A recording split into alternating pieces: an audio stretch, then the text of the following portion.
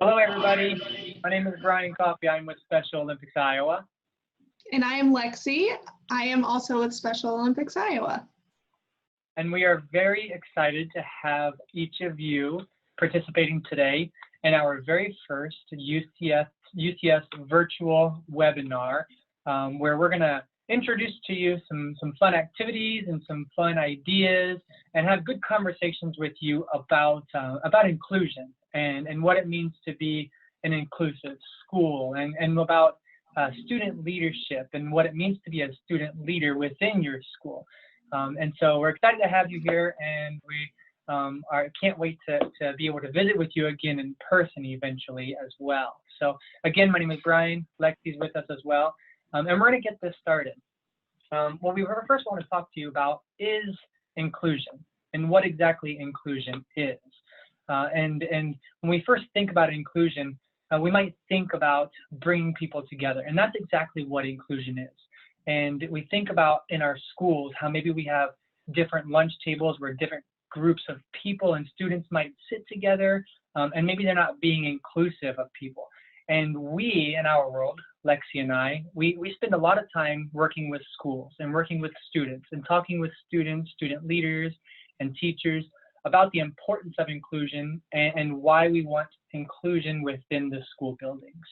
And so that being said, one of the things that I like to think about when we talk about inclusion is the acceptance of somebody, the acceptance of a person, whether it's a young child, whether it's an adult. But inclusion is the acceptance and bringing together of people maybe with different backgrounds or different abilities or so on. It might even be inclusion of somebody with a different religion. With being Special Olympics, our focus, of course, is inclusion of people of different abilities, whether they're in a special education classroom, maybe they're in a general education classroom. And one of the best ways that I like to describe inclusion is, for example, if you participate in school dances, inclusion might be an invitation to the school dance. Maybe you invite somebody to a school dance who doesn't typically go to a school dance for whatever reason. Maybe they're in a special education classroom and they haven't had the invitation. And so, for example, that's inclusion, where you've invited somebody to the school dance. And that's a form of inclusion. And then we talk about meaningful inclusion. Inclusion is important, but then meaningful inclusion is also another aspect to think about. What exactly is meaningful inclusion? Let's think about that for a moment. In my mind, meaningful inclusion is when you give purpose behind the aspect of inclusion. So, for example, you've invited your friends to the school dance. Now they are there. That's great. Now let's put meaning behind it. Let's bring some meaning behind the invitation. What do? Now you invite them to actually dance. Now you've got meaningful inclusion. Meaningful inclusion is when you've put some sort of purpose or some sort of meaning to the aspect of inclusion.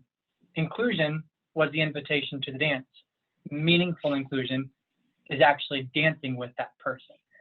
And so what we want to do is we want to encourage all of you as students in your schools to think about how can we be inclusive of people of all abilities? How can we get people across our entire school to do things with each other, to interact with each other? Maybe it's just sitting with each other at the lunch table. If you see somebody at a lunch table, maybe you see that lunch table, maybe you join that lunch table. Because there are a lot of schools across the country and across the world who still have students who are not included for whatever reason. Maybe it's because you're fearful of the difference. So we want to urge you to really challenge yourselves to be more inclusive within your school buildings. That being said, too, we also want to talk about what a student leader is. And a student leader is essentially any student within a school building who takes it upon themselves to really make change. You don't have to be voted in to be a leader. You don't have to be a student has been selected or told, oh, you're a president of this club or you're a president of that club. A student leader is somebody who takes it upon themselves to make change in a positive way within your school building. And so that could very easily be you, or that could be the person that's sitting next to you in your classroom. And one of the things that I like to also mention is not all leaders start out in a leadership position. not all leaders are always voted into that position. For example, a lot of leaders, people in leadership positions, have been recognized by their peers because of their positive attitude. And then eventually they get into those sort of official positions. But keep in mind, you don't have to be voted in as a so-called leader to be a leader. A leader is just somebody who encourages one another and takes it upon themselves to really make a positive change and a positive impact within their schools. And I believe that many of you are those individuals. So yes, thank you guys so much. We're going to continue on. We've talked a little bit about inclusion and the importance of inclusion and how you can be inclusive. And we're going to continue talking about these items throughout the program as well. I'm going to send it over to Lexi. Thank you, Brian. Thank you. So that was a great segue into what I am wanting to talk with everyone about. And just as a reminder, we do have the chat feature on here. So if you have anything to say, please feel free to use that chat feature, and we'll do our best to monitor that and talk to you throughout this webinar. So as Brian was mentioning, inclusion, of course, it happens at any stage in your life. It can be a journey. I think the journey of inclusion can look very differently for everybody. But if you look at the timeline of someone's life, you know, you start in kindergarten, or even before that, you're brought up and you start school, okay? You're starting maybe in preschool, kindergarten, and your first experience is going to be whatever's around you in that environment that's built around you. So you all are lucky enough to be in a unified champion school. So hopefully everyone in your school building, your teachers, administrators are on the same page in wanting to create a culture of inclusion and acceptance in your school and in your even bigger community. So whether you're in preschool, kindergarten, middle school, high school, college, beyond that, there is a whole timeline of progressing from one part of your life to the next that you can always choose to include and choose to be that agent of change that says, hey, will you dance with me at the school dance? I think that's a really great example that Brian gave. So more specifically, if you are in school, which all of you are, what it can look like in your school or on your campus is that, of course, we have unified sports. Unified sports offers sports-based opportunities for people with and without intellectual differences to simply play sports together. I think the most beautiful thing about unified sports is that it bonds two populations over something that they're mutually interested in. And if you think about any of your friends that you've met on any other day of your life, it's probably because you share something in common. Maybe that's sports, maybe it's not. Beyond just unified sports, how you can further unify your school, you can also take on opportunities like the Unified Student Council. Just try to challenge your thinking of what good would it bring to our school? What other perspectives would it bring to our school to have someone with an intellectual difference on the student council to maybe come up with new ideas that they think could help their daily life at school be a little bit better. So Unified Student Council is a great start to making some big change in your school, and other things such as unified art or music clubs. I think we can all understand and agree that not everyone loves to play sports. I mean, everyone, I think, likes to be active from time to time, but sports can be kind of intimidating to some people. So making sure that we don't leave out anyone that may not want to play flag football or basketball, that they have other interests that you might share as well. So it's important to ask those questions of what are you interested in? Virtually, there's still a lot of opportunities that can go on. For example, we have a college club in Iowa, St. Ambrose University. They are hosting bi-weekly hangouts with their college club and Special Olympics athletes in their area. And they're playing bingo, doing scavenger hunts, hosting game nights. They're designing a t-shirt together that they're going to sell. So there's still a lot of opportunities for us to become more unified. I'm going to hand it off to Brian, and we will start. I will throw it off to Brian, and we will start our conversation based around movement, and we'll get our blood flowing a little bit. Very good. Good throw, Lexi. Good catch. Good I should catch. have gone into the NFL. Hey, talking about NFL, actually, we have an opportunity in a couple of weeks, if anybody's interested, if you haven't heard, to join in on the Virtual Youth Summit. And we're going to have 2 NFL stars joining us. And I'm just kind of throwing this out there. So teachers, if you haven't got the information, please make sure you register students. November 17th and November 18th, we have the Virtual Youth Summit. And we've got quite a few spots available.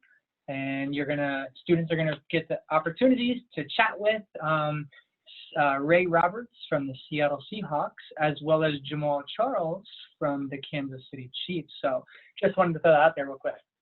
As Lexi mentioned, talking about moving our bodies, I'm gonna show you something real quick. We're not gonna open these just yet, but each of you who were registered on time should have received these items in the mail. So we're gonna introduce these to you in a few minutes. But before we do that, we're going to talk about why is it important to move our bodies? What is the importance of moving our bodies? One of the most important parts of that is because we want to be healthy. And if all we do is sit around and eat potato chips and sit on the couch and play Nintendo or PlayStation or whatever it is that we play these days, I'm not a gamer, then our bodies might not be as healthy and fit as what we'd like them to be, especially at the ages of 14, 15, 16, 17, 18 years old. So we want to make sure that our bodies are fit and our bodies are healthy. That way we can live in a healthy manner for a much longer life, right? And so some good ways to move our bodies and the importance of it is exercise is a healthy habit that helps to lower the risk of obesity, heart conditions, high blood pressure, and other concerns, other conditions.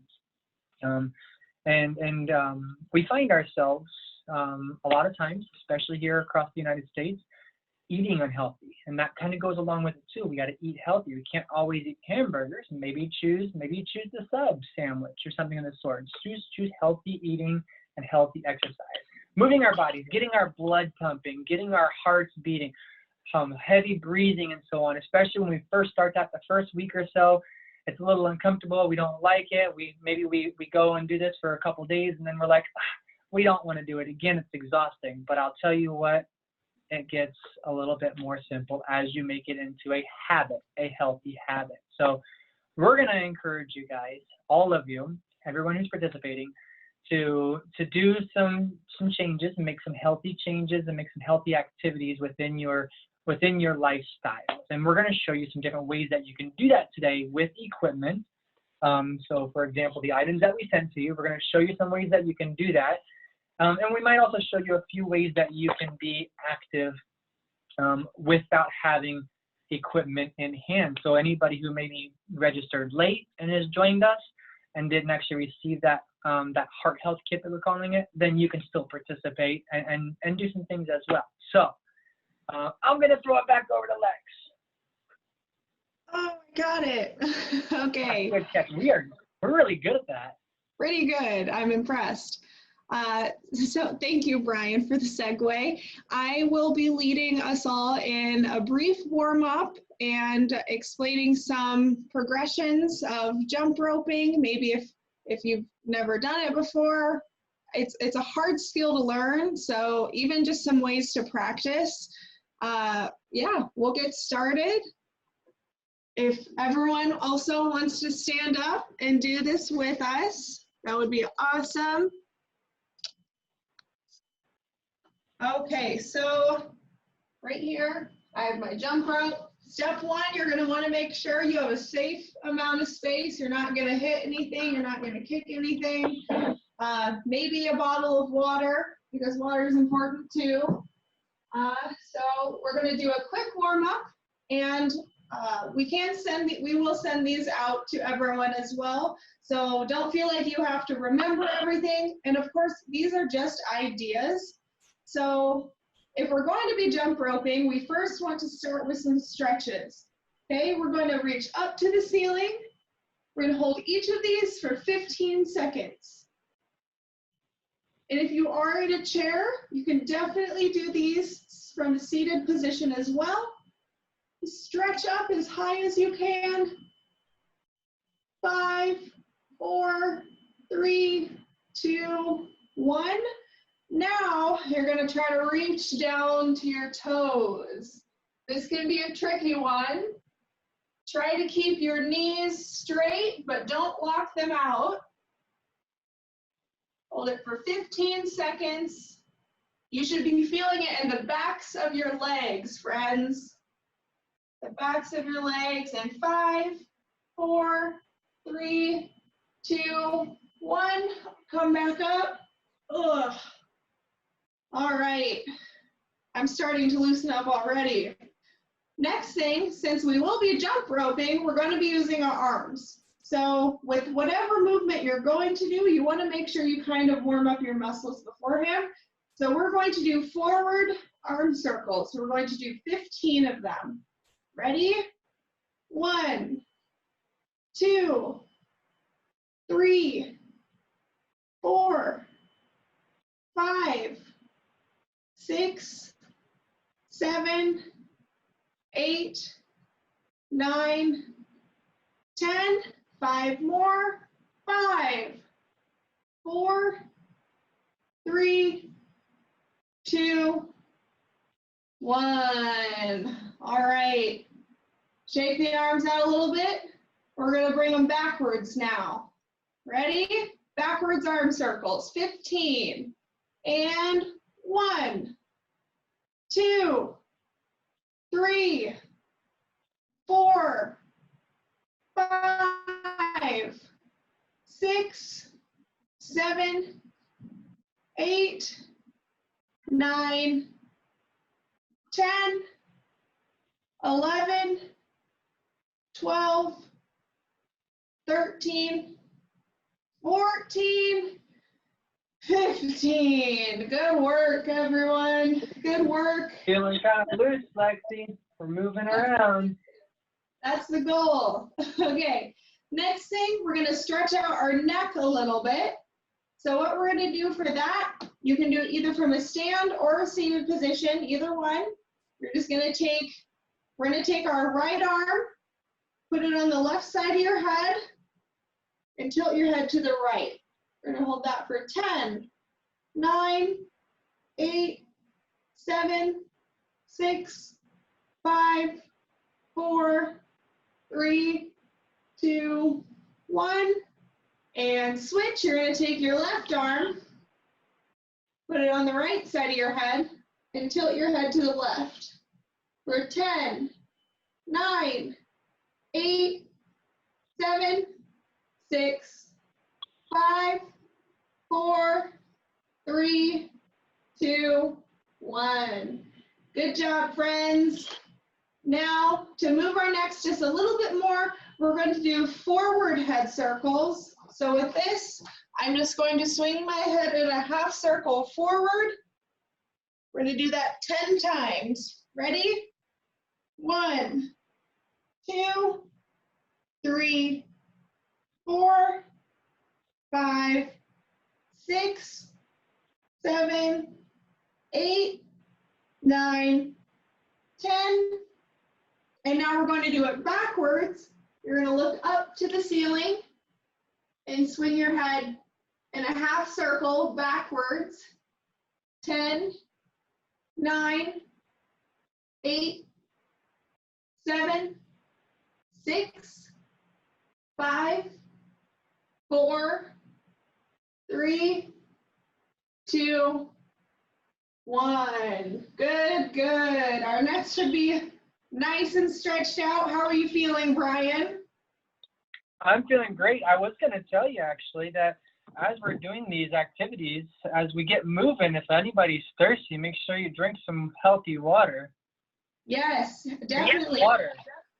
Always have As a a water reminder, bottle on hand.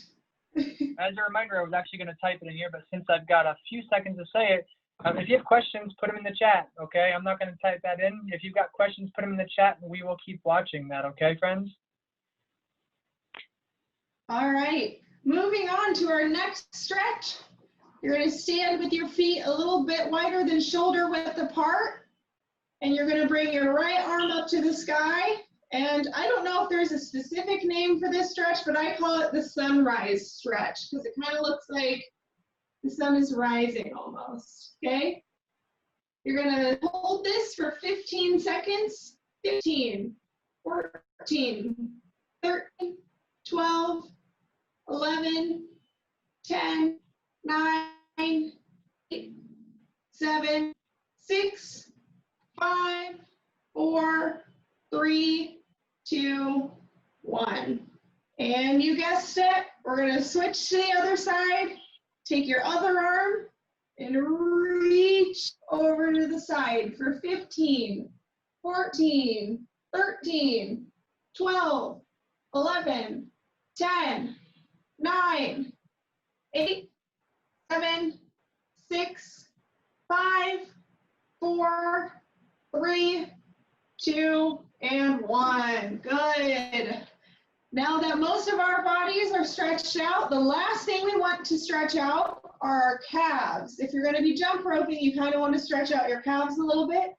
So the best spot to really do this is up against any flat surface, like a wall or maybe a cabinet near you. So I'm just going to use my dresser right here, and you're going to put your foot up against the dresser and lean into it. For 10, 8, 7, 6, 5, 4, 3, 2, 1, and switch. Stretch your other calf out. Yep, you can see Brian right there. 10, 9, 8, 7, 6, 5, 4, 3, 2, 1. Okay, we are all stretched out. Now I think it's time to have some fun and start using some of the equipment that we have.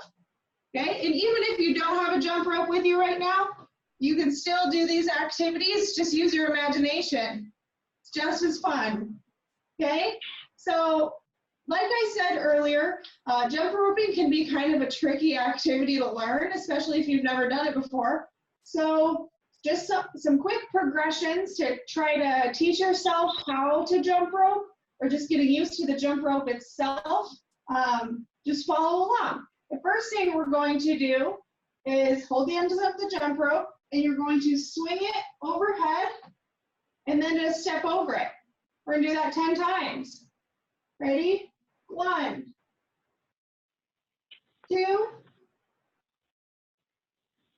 3, 4, 5, 6, 7, 8,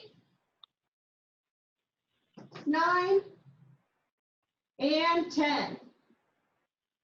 Now, Brian, how did you think that was? I think it went well.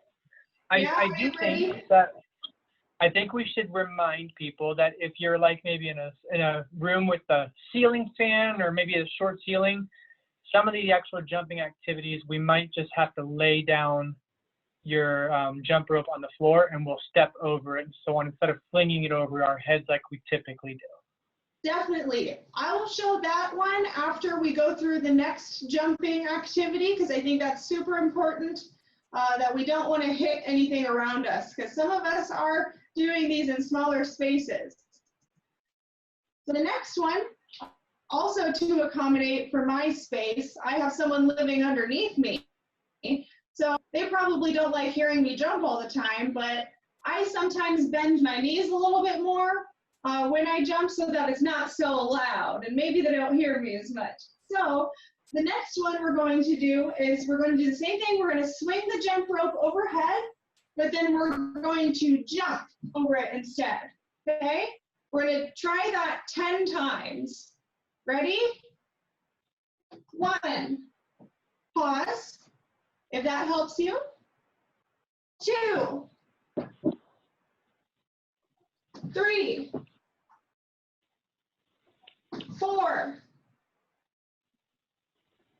5, 6, 7, 8, 9, and 10. Perfect. Good job, everyone. Like Brian said, not all of us have a ton of space to work with. So something to accommodate for that, if you're able to clear out some space and put your jump rope on the floor, and put it in a straight line, and either start out with steps over your jump rope or jump back and forth over the line. And one thing that I like to do with this is I like to listen to my favorite music. I think listening to music when you're working out can provide some motivation, and it kind of takes your mind off of whatever you're doing, because if you're jumping really hard and you're getting really tired, sometimes just having something that you enjoy playing in the back can make a huge difference. So we're going to listen to about 30 seconds of my current favorite song, and we're going to jump back and forth over our jump rope. It's Wonder by Shawn Mendes. We ready? So this is a little bit of a slower song in the beginning, so maybe that's when you're stretching, okay?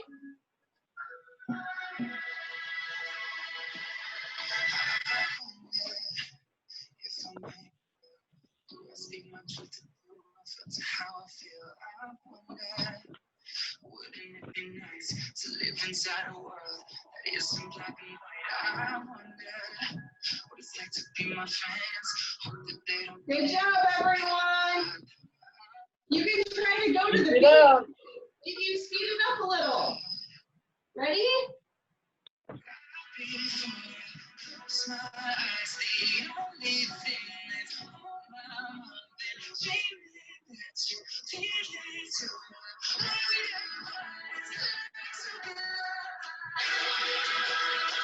Good job, everyone. I know my heart rate is up. I don't know about you guys, but I'm getting a good workout in. How are you feeling, Brian? I'm good. My heart's beating. I'm breathing a little bit harder, and my hair is going crazy. It's really great. That's the whole goal of these activities. Now, see, I'm going to take a little drink. Water, that's important too. So those are just some examples of activities you can do. And I think the music one can be kind of fun because you can find super upbeat songs that go really fast if you're looking for a really good workout, or you can find some songs with some variation. So it'll get you to speed up or take a break when you need one. But that's just a fun way to switch it up just a little bit. Now looking at the, sorry, I'm out of breath. Now looking at the other pieces of equipment that we have, of course, the pedometer in the kit that if you registered in time, you have a pedometer, and this little guy, it counts your steps. So there's no need for any smartwatch tracker or app on your phone necessarily if you want to see how many steps you're taking. There certainly are a lot of options out there, but now all of you have some sort of way to count how many steps you're taking. And the recommended amount of steps per day, it's 10,000 steps. That's quite a bit of steps, but this guy right here, it'll count that for you, so you don't have to worry about if you're walking enough on a daily basis. So you can try to make it a goal to make 10,000 steps per day. Another way to use some of the equipment that is in your kit, it's this little guy. So a lot of you might be wondering what this is. So this piece of equipment item, it can actually be used to strengthen motor skills. So if you're an individual who is wanting to work on motor skills or just strengthen your ability to use your hands a little bit more functionally, then this is a really great tool to strengthen your forearm muscle as well as your hand and finger muscles. And even beyond that, it works as a great stress reliever. So I think we've all seen like stress balls or anything of that sort. I know Special Olympics always has some in our souvenir bins. That if you've been to any of our events, you've seen our stress balls. This also works as a great stress squeezer. So there's multiple uses for that. Moving on, just to briefly go over some games, like if you are maybe in a PE class, we will definitely send these out to you at the end. No need to try to memorize these as I go through them. The first one is called Add-on, and it is exactly what it sounds like. So everyone gathers in a big circle. Of course, spread out as needed. You don't want to hit anyone next to you with your jump rope. So yes, everyone has a jump rope standing far apart, and you choose one person to start, and that one person is going to jump over their jump rope or step over their jump rope, roll over their jump rope one time. And then moving around the circle, the second person is going to go over their jump rope 2 times. Moving around, the person will go 3 times. And once you recognize that pattern, the fourth person goes 4 times. And once that pattern is broken, let's say you get to the 7th person and they just can't get that 7th jump, the next person then starts over at 1. So it can become a game to see how many or what's the biggest number you can get up to each week. The next game, it's called Helicopter. And again, everyone is in a large circle. You're spread out, but this time there is one person in the middle, and that person has a jump rope. You may need to tie together about 2 or 3 jump ropes for this, but that person is going to have the jump rope in their hand, and everyone, of course, being really far apart, they're going to swing the jump rope overhead, and there's a little chant that goes with it. I'm going to give an example in the chant. They're going to say, "Helicopter, helicopter over my head, I choose the color red." So then they're going to put the jump rope down on the ground, and that person, they might get a little dizzy. They're going to spin in a circle while everyone dressed in the color red, like Brian, they're going to step forward into the circle so that they can jump over the jump rope that the person in the middle is holding. The third game is called Snake. And in this one, you can tie together 2 or 3 jump ropes. There's going to be 2 people. So if I'm holding a jump rope,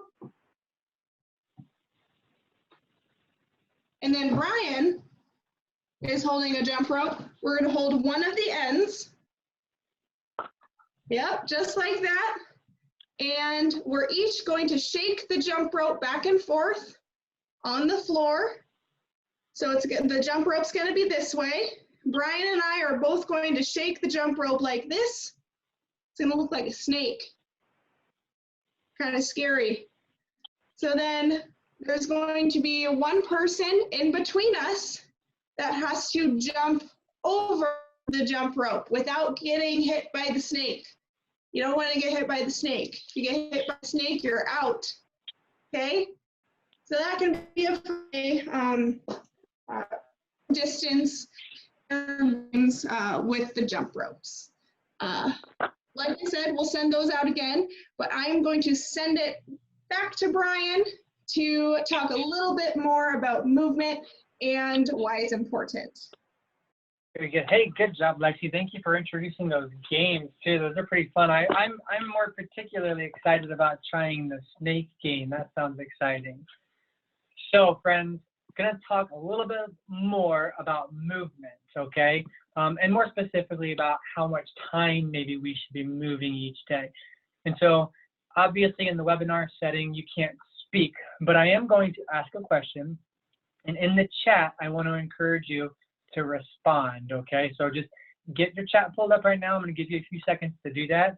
And then I'm going to ask you a quick question and ask you to respond. Here we go. How much time should we spend each day getting exercise? Let's see some of those chats come up. How much time each day should we spend getting exercise? And it looks like there's about 19 participants in right now. Okay, there we go. From Ankeny Centennial, we've got a group of students that are saying at least 60 minutes. Good. And we've got Bellevue Unified Group. They're all the way over in eastern Iowa, right along the river. It's a beautiful little town. I've gone out and visited them a few times. And Bellevue Unified students, they're saying about 40 minutes each day. So good job. Thanks for responding. We're going to give everybody a few more moments here to respond to that.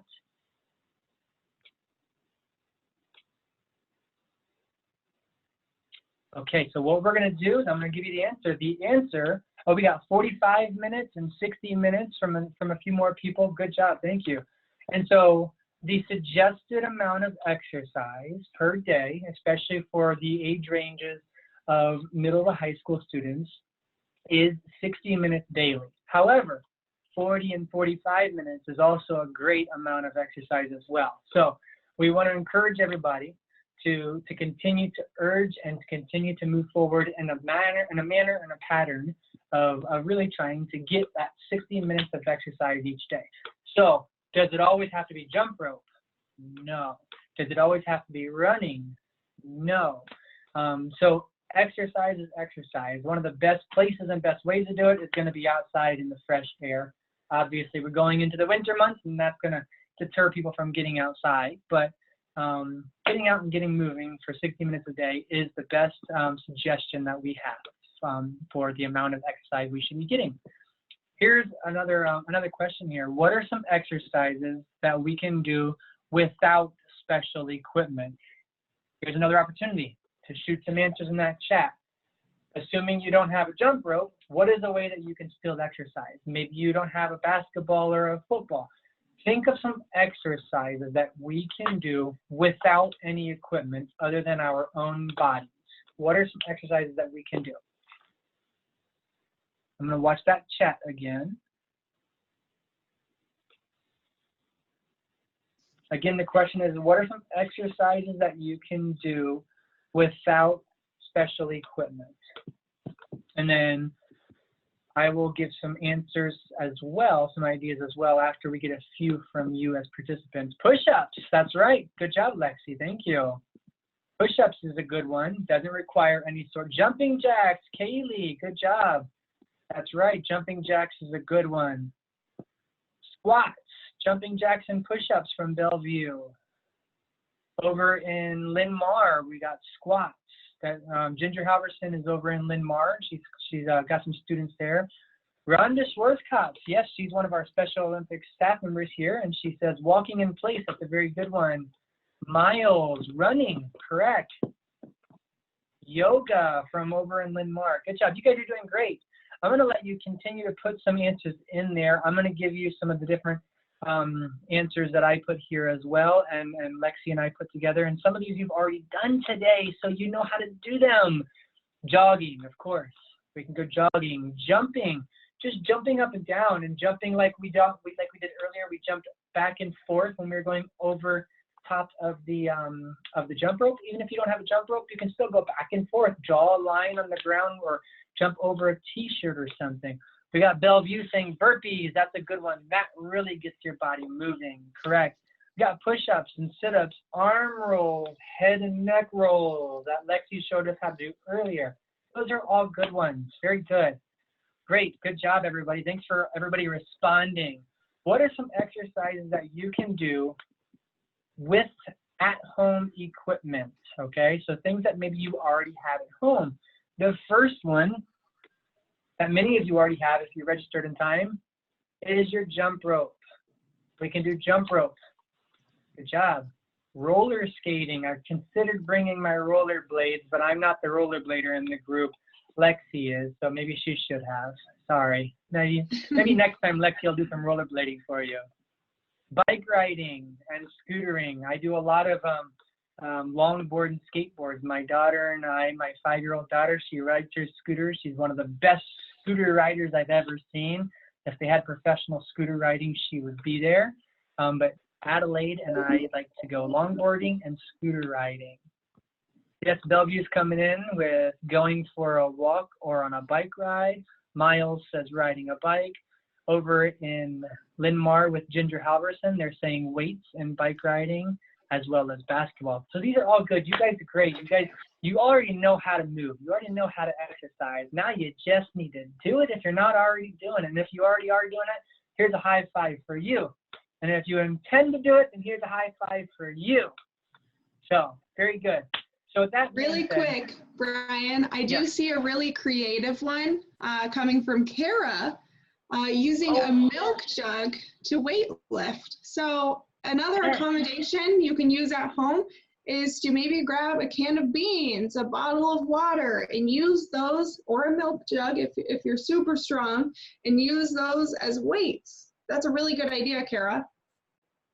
It is. That's great. Yeah, and Kara showed us that a couple of weeks ago, actually, on one of our programs that the state office is organizing. So you all are doing this program, just so you know, through the Unified Champion School program. If you're not aware, there's also the state program where each month, right now, we're offering virtual programming. So last month we had fishing, and a few months ago we had softball. We've done a few different programs. We're going to do some football programs as well. So you guys are also welcome, Unified Partners, Special Olympics athletes, coaches, and fans. You're also welcome and encouraged to participate in that as well. What you're doing right now is specifically through the Unified Champion School program as well, however. That being said, I'm going to challenge you. I'm going to challenge each and every one of you, okay? And it's going to be a simple challenge, and it's something that I would like to encourage you to do, okay? Challenge, encourage, either way. I'm going to say encourage at this point. But I want to encourage you to use your new equipment that you've received. Use that jump rope. And use your hand squeezy thingy. We don't really know what it's called. We're just going to call it hand squeezy thingy. And use your pedometer, okay? Use these 3 items daily over the next 4 to 5 days, okay? Just to get active, to get moving. And we want you to do it at least 15 to 20 minutes a day. If you're already in a good habit of doing 60 minutes of exercise, that's great, keep it up. But if you're not doing daily exercises at this point, we want to encourage you to start getting active. Start getting moving. Get those bodies moving. Get that heart beating. Get that blood flowing. Get your breathing up. And like I said earlier, the first 4 or 5 days, you might do it for a few minutes and be exhausted and think, oh, I can't keep doing this. And there is a time, my friends, when it gets to be like a habit where it's simple. And you're always going to be having that heart beating and that heavy breathing and so on. And that's a good thing. That's good for our bodies. So we want you to be challenged. We want to encourage you to do that. I also want to challenge you to make your school more inclusive. Here again, you don't have to be an elected leader into a club. You just have to be somebody with the heart and the passion and the drive to make your school more inclusive. And if you don't have the ideas on how to do it, then talk with your teachers, talk with your friends. How can we make people in our school accept and like and be with everybody of all abilities? Whether you have this intellectual difference or this, how can we make your school more inclusive? And your teachers have the ability to contact myself and Lexi very easily, and we would love to get on a phone call or a Zoom call directly with you and your students at your schools as well. One last thing, I'm going to throw the ball once more over to Lexi. Got it. Like Brian said, it's important to set goals for yourself, and like you said, maybe making your school more unified. Maybe there's a goal that you could set in place today just to be kind to one person, and that could start a whole new world and your ideas and what you want to do in your school. But specifically to this challenge and the equipment that you now have, I'm going to show you something that I have on here, and we're going to get it up on the other screen on here too, hopefully. This is a little chart that I made. Now you can see it up on your screen. That's a little chart that I make every week.